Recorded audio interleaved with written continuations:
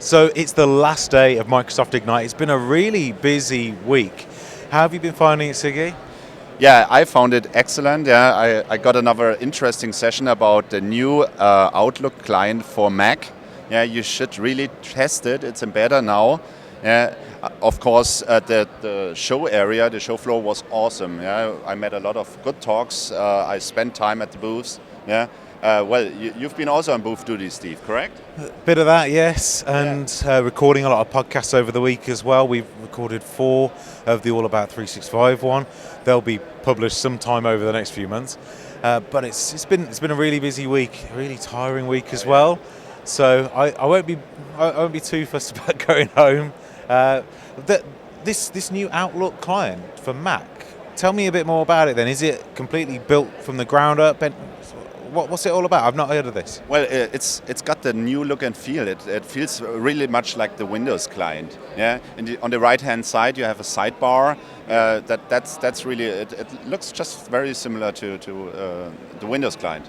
That's really good. Well, that's probably one of the biggest things for some people out of the whole week, especially if they've got lots and lots of Macs. Was there anything that you were hoping was going to be announced that wasn't, perhaps? Yes, Steve. Well, basically, the biggest question in the Exchange area is how to remove the last Exchange server. And yet again, this question is still open. So I've been at some sessions, but there is no concrete answer apart from Microsoft is working on a solution. So nothing new here. We still have to wait until the last Exchange server is able to be removed from your organization. Yeah, so if you don't know the background to this, there's stuff about this on the site. But when you set up Office 365, you'll usually install Azure AD Connect, and when you do that, you've now got hybrid identity, and that means that the attributes for email are sourced from on-premises, and you need an Exchange server to manage those addresses and stuff like that. And it gives you a bit of a disjointed experience because some things you'll do in the cloud, like adding permissions to shared mailboxes, and some things you'll need to do on premises using an Exchange server. Using, for example, if you're going to add or remove somebody's email address or change their display name. So removing the last Exchange server when you've finished your migration is something lots and lots of people want to do. And Microsoft have been saying for years, we've got something up our sleeve, you'll hear about it soon. So that's a bit of a disappointment that's not been announced. Anything else? Yeah, I think the second big thing that I was expecting was the tenant-to-tenant mailbox migration move. Yeah, so 2017, Ignite 2017, they said that this might happen, or that they were planning it, and last year hoped for some big announcements there. Were there any? No, basically they talked a little bit about it. So it seems that there will be a public beta of that functionality early next year. So at least something's coming. However, I was hoping that they announced the public beta here at Ignite, but they didn't, unfortunately.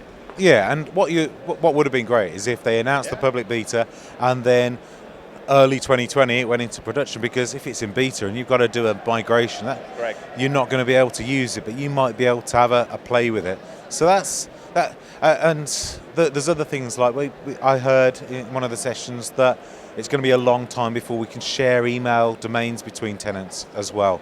So yeah, it's a hard challenge to solve, and I think for a long time we're still going to need like third-party products for tenant-to-tenant migrations.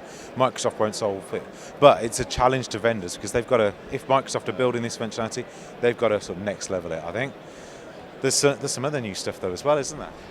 No, well, basically we have another last thing to announce here, Steve. One last thing. Yeah, one last thing. So what is it? Well, we're gonna be doing a Practical 365 podcast. Every week, you'll be able to hear the latest news in the Office 365 world from myself and Sigi, and find out what's new in your Office 365 tenant, what new functionality has been released, what's coming up in the message center, what are those breaking changes you need to really be aware of. So that's going to happen every single week. We'll record probably every Friday for the foreseeable future. And it will either be me and you together, or perhaps just one of us, and we'll bring on some of our other MVP friends as well to join us. So that's really exciting, isn't it? Well, I'm totally excited to have this discussion forum with you. Yeah, so listen to us, come to us. Yeah, and there's as you see, we have our orange glasses. That's the practical 365 classes. Yeah? And if you want to write for us, just go on the website and send us some ideas. We would appreciate your feedback. Yeah? Oh, absolutely. It's all about community and sharing your real world experience. And we're more than happy to support you, especially if it's your first blog post and you want to share it here. Myself and Sigi will help make sure that you can write some really, really good articles. We're there for you. So please join us. So thank you for watching us at Ignite here, the last day in Ignite 2019. Yes. Yeah? And we say goodbye. Goodbye, Orlando. We'll Goodbye. Yeah. Let's get back to Europe, to the cold. Thank you for watching.